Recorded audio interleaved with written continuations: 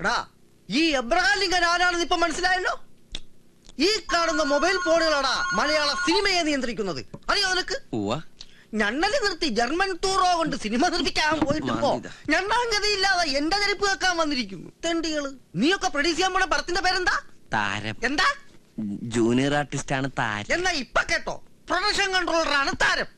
നീയല്ല മലയാള സിനിമയിലെ സൂപ്പർ താരങ്ങളെ വരെ ഈ വൈറ്റ് ആൻഡ് വൈറ്റും മൊബൈൽ ഫോണുകളും കൊണ്ട് കൺട്രോൾ ചെയ്യുന്ന ഞാൻ. Daddy phone. മോളെ അത് എടുക്കാനുള്ള ഫോണല്ല, നമ്പർ കൊടുക്കാനുള്ള ഫോണാ. സാറിനെ പോലെ തന്നെ സുന്ദരിയായ വെള്ളക്കുട്ടി. മോളുടെ പേരെന്താ? മോക്ക് പേരില്ല.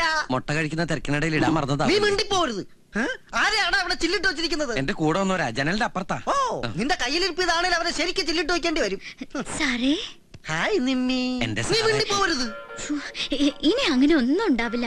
സാറ് ഞങ്ങളുടെ ദൈവ. ഈ കുട്ടേട്ടന് ഇടയ്ക്ക് എങ്ങനെയാ ആരാ എന്താന്ന് നോക്കാതെ എന്തെങ്കിലുമൊക്കെ പറയും. അത് ദേഷ്യം കൊണ്ടല്ല, ഈ അപസ്മാരം പോലത്തെ രോഗമെന്നാ ഡോക്ടർമാര് പറയണത്. ഡോക്ടർമാർക്ക് അപസ്മാരമായിട്ട് തോന്നും, എനിക്കിത് അഹങ്കാരമായിട്ടാ തോന്നണത്. ഈ അഹങ്കാരവും ഗൂർക്കമ്പലിയും ദൂരെ നിന്ന് നോക്കിയാൽ മനസ്സിലാവത്തില്ല, അടുത്തിട പഴകുമ്പോഴേ മനസ്സിലാവൂ. പാൽക്കഞ്ഞി കൽക്കണ്ട വിട്ടോടി. അത് പ്രത്യേകിച്ച് പറയണോ ഇച്ചായ?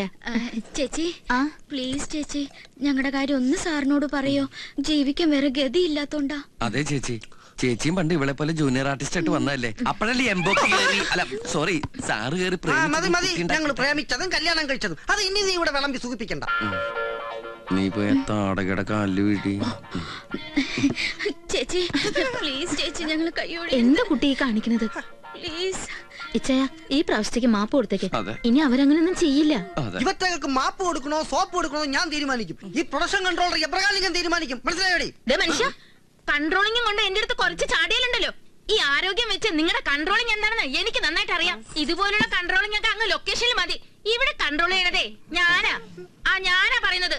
നാളെ തന്നെ ഇവരെല്ലാരും തിരിച്ചെടുത്തരും. അത് ഞാൻ നിന്റെ അടുത്ത് അങ്ങോട്ട് പറയാൻ വരെയായിരുന്നു. മതി ചലച്ചത്.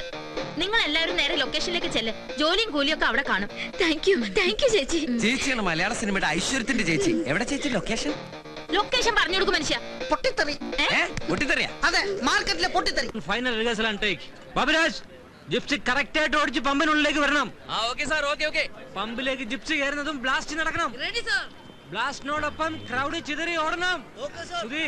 ആക്ഷന് തന്നെ crane up. Okay, get ready. Akash മോൻ ഇവിടെ തന്നെ ഇരിക്കണം കേട്ടോ. ചേച്ചി ഈ ഷോട്ട് കഴിഞ്ഞ് ഇപ്പൊ വരാം. മോൻ ഒരു പ്രശ്നം ഉണ്ടാക്കരുതേ.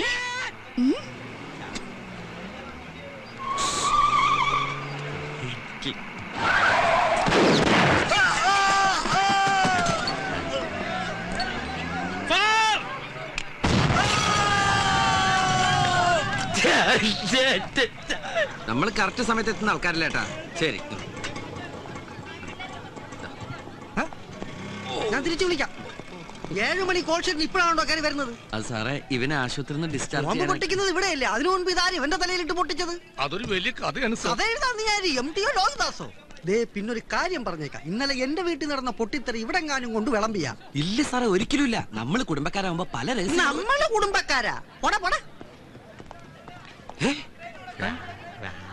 ദൈവമേ, ഇതെവിടെ എത്തിയ എന്റെ ആറ്റുകാൽ ഭാസ്കര. അങ്ങനെ ഒരു ദൈവം ഇല്ല, ഇത്തരം സന്ദർഭങ്ങളിൽ ഇല്ലാത്ത ദൈവത്തെ വരെ വിളിച്ചു പോകും. നീ എന്തിനാ എന്നെ കെട്ടിയെടുത്ത്? ഞാനല്ല, ആ സുന്ദരേട്ടനാ. സുന്ദരേട്ടൻ ആ തെണ്ടിക്ക് ഇവിടുത്തെ 125 രൂപ ബാറ്റ് അവന് കാവലിരിക്കുന്നതിന് അവിടെ കൊടുക്കാൻ പറഞ്ഞല്ലേ? എവിടെയാണ്? ദാ പമ്പിന്റെ പുറകിൽ ഇരിപ്പുണ്ട്. സാരില്ല, ഇപ്പൊ ഞാൻ പറയണതൊക്കെ അനുസരിക്കുന്നുണ്ട്. കണ്ടില്ലേ മിണ്ടാതിരിക്കണത്, പാവം. വിളിക്കുന്നത് കേട്ടില്ലടോ? ഇവിടെ വായി നോക്കി നിൽക്കാതെ അങ്ങോട്ട് ചെല്ലടോ. ഞാൻ ഈ തലയും വെച്ച് അവിടെ നിൽക്കണോ സാർ? എന്നാ ഈ തല വെക്കണ്ട, വല്ല എരിമേരെ പോത്തിന്റെ തലയെടുത്ത് വെച്ചോ. അതാകുമ്പോ ഈ ബോഡിക്ക് നന്നായിട്ട് ചേരും. പോയി നിൽക്കണോ പോത്തെ. ഞങ്ങൾ റെഡി ആട്ടോ. എന്തോ പ്രൊഡ്യൂസർ സാർ ഈശ്വര വാരികോരി തരട്ടെ.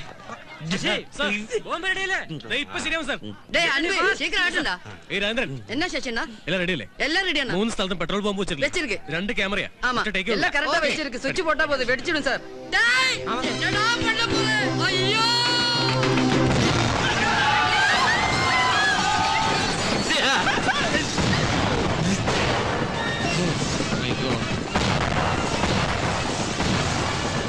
ബാഗ് തൊട്ടിയ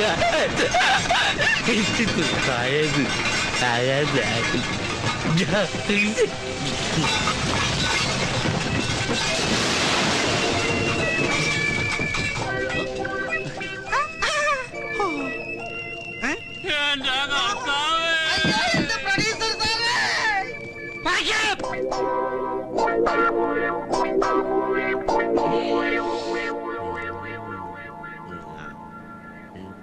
കഴുത്ത് വരെ പെരുമ്പാമ്പ് വിഴുങ്ങി അവന്റെ തലയില് ഹാന ചവിട്ടിന്ന് പറഞ്ഞ പോലെ. നീ നിന്റെ തലയാണ് ഉദ്ദേശിച്ചത്. ചിരിക്ക്, അങ്ങനെ നന്നായിട്ട് ചിരിക്ക്. നിന്റെ ഒടുക്കത്തെ ചിരി കാണുമ്പോ എന്റെ പുന്നാരനിയ ഈ ചേട്ടന് കുളിര് പോരുക. മോനെ ആകാശ, നിന്റെ ഈ ചിരി ഞങ്ങൾക്കൊരു ആവേശമോ? പണിയും പോയി പട്ടിണി എടുക്കുമ്പോ നിന്റെ ഈ ചിരി പുഴുങ്ങി തിന്ന് ഞങ്ങക്ക് വയറ് കിടക്കാല്ലേ? മത എല്ലാരും കൂടി ഒരു മിണ്ടാപ്രാണിയെ കളിയാക്കിയത്. നമ്മളെ പോലെ വകതിരിവുണ്ടായിരുന്നെങ്കിൽ ഇതെങ്ങനെയൊക്കെ ചെയ്യോ? നീ മിണ്ടരുത്. നിന്റെ വകതിരിവാണല്ലോ കട്ടത്. വീട്ടിൽ നിന്ന് സാധനത്തിൽ ലൊക്കേഷൻ കൊണ്ടൊന്നും പോരാ. ഞാൻ നോക്കിയിരുന്നതാ. ആ നേരത്തെ ഷോട്ടിന് വിളിച്ചതുകൊണ്ടാ. കുട്ടേട്ടനുണ്ടായിരുന്നല്ലോ, നോയിക്കൂടായിരുന്നോ?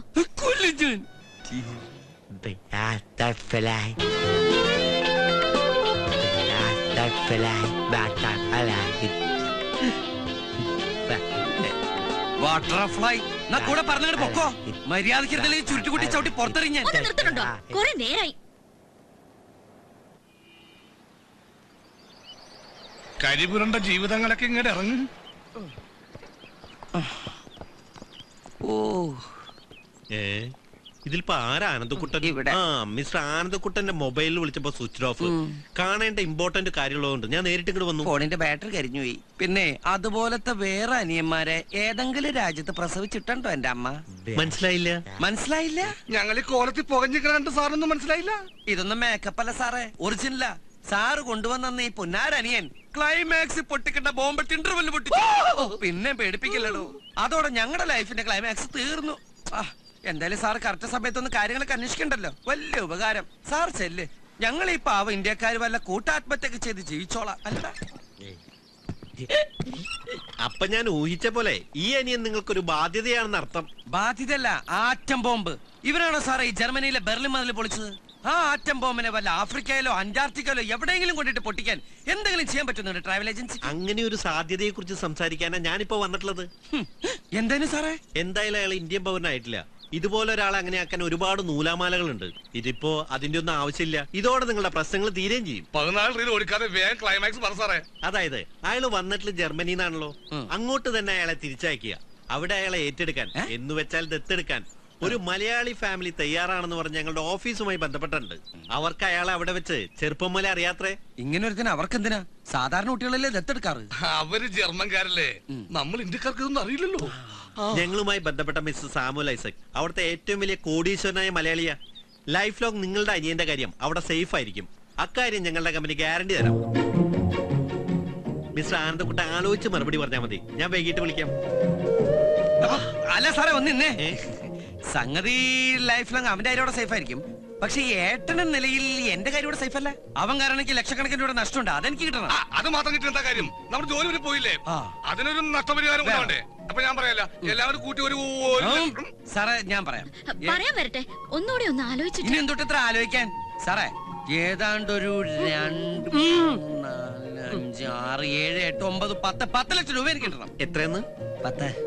10 ലക്ഷമെങ്കിലും മതിയല്ലടാ. ഓക്കെ, ഈ കാര്യം ഞാൻ അവരെ അറിയിക്കാം. പണത്തിന്റെ കാര്യത്തില് അവര് ബില്ലിംഗ് ആവുന്നാണ് എന്റെ ധാരണ. പക്ഷേ ഇത്രയും വലിയ തുക. എത്ര വലിയ തുക? സാറല്ലേ പറഞ്ഞ അയാളോടത്ത് കോടീശ്വരന്ന്. ഇത് അയാൾക്ക് മൂക്കപ്പടി വാങ്ങിക്കാനുള്ള കാശേ ഉള്ളൂ. സാറ് പറഞ്ഞാ മതി, അല്ലെങ്കിൽ ഞങ്ങൾ അവനെ വിട്ടു തരുന്നില്ല. ഒന്നുമില്ലെങ്കിൽ അവൻ എന്റെ അനിയനല്ലേ. എനിക്ക് നല്ല വിഷമമുണ്ട്. അല്ലടാ, ഉണ്ട് ഉണ്ടോ? എന്തായാലും അദ്ദേഹമായിട്ട് സംസാരിച്ചിട്ട് ഞാൻ വിവരം അറിയിക്കാം. അല്ല സാറേ, ഇനിയിപ്പോ ഈ കാശിന്റെ കാര്യത്തിൽ അല്ലറ ചില്ലറ അഡ്ജസ്റ്റ്മെന്റുകൾക്ക് വേണമെങ്കിൽ ആവാട്ടോ. ഈ കാര്യത്തിൽ എന്റെ മനസ്സലി ഞാനൊരു മനുഷ്യനല്ലേ. അല്ലടാ? അല്ലടാ? ആണ്. എന്റെ കാര്യം എന്തിനാ ഞാൻ വേറെ ആളോട് ചോദിക്കണേ? അല്ലടാ? ശരി, ഞാൻ നിങ്ങളെ വിളിച്ചോളാം. അല്ല സാറേ, ഏതെങ്കിലും പേപ്പറിൽ എപ്പോ ഒപ്പുണ്ടെന്ന് വെച്ചാൽ അപ്പം ഇങ്ങോട്ട് വിളിച്ചാൽ മതി. ഈ ഫോൺ ഇന്ന് മുതൽ ഫുൾ ടൈം ഓൺ ആക്കി വെക്കും. എവിടെ എന്റെ പുന്നാരനിയൻ? എനിക്ക് കെട്ടിപ്പിടിച്ചൊരു പറഞ്ഞില്ലേ അവൻ ജർമ്മനിയിൽ നിന്ന് വന്ന പച്ചക്കുതിരയാണെന്ന്? നീ അങ്ങനെ പലതും പറഞ്ഞാണ്. എനിക്കത് ഓർത്തിരിക്കാൻ പറ്റുമോ? എന്റെ ഇങ്ങോട്ട് വാ കുട്ടി.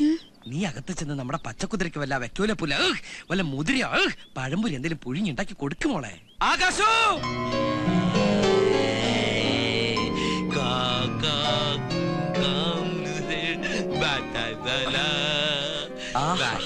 കേട്ടോടാ ഐശ്വര്യത്തിന്റെ സംഗീതം. ഈ ശുദ്ധ സംഗീതം ശ്രമിച്ച് ഈ ജർമ്മൻ സംഗീത സാഗരത്തിൽ തീർത്ത് നമുക്ക് അല്പസമയം വിശ്രമിക്കാം.